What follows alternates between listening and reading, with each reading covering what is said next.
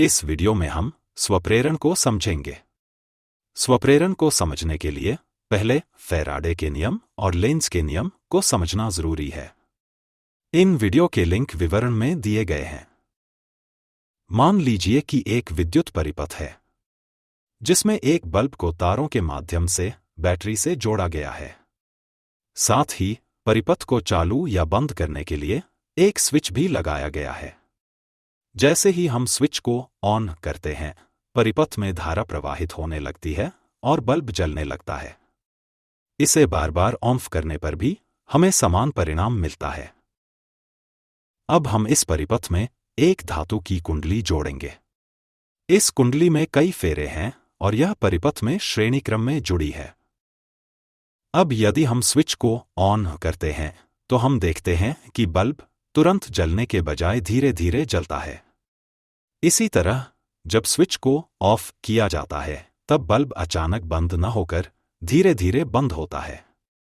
आइए जानते हैं ऐसा क्यों होता है।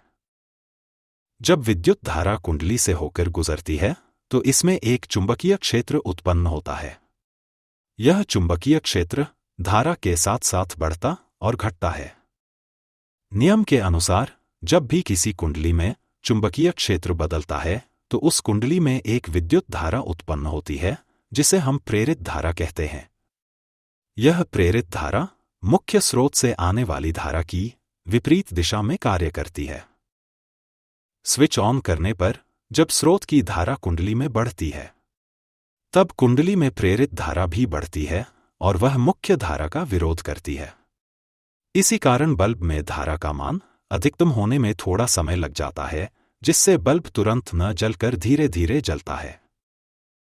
यह प्रेरित धारा केवल तब तक रहती है जब तक स्रोत की धारा कुंडली में अपने अधिकतम मान तक नहीं पहुंच जाती। जैसे ही धारा स्थिर होती है, चुंबकीय क्षेत्र बदलना बंद हो जाता है और प्रेरित धारा भी समाप्त हो जाती है। इसी प्रक्रिया को हम स्वप्रेरण कहते हैं। इसे हम कुछ इस तरह से परिभाषित कर सकते हैं। स्वप्रेरण किसी धारावाही कुंडली का वह गुण है जिसके कारण वह स्वयं में प्रवाहित होने वाली धारा के परिवर्तन, बढ़ने या घटने का विरोध करती है।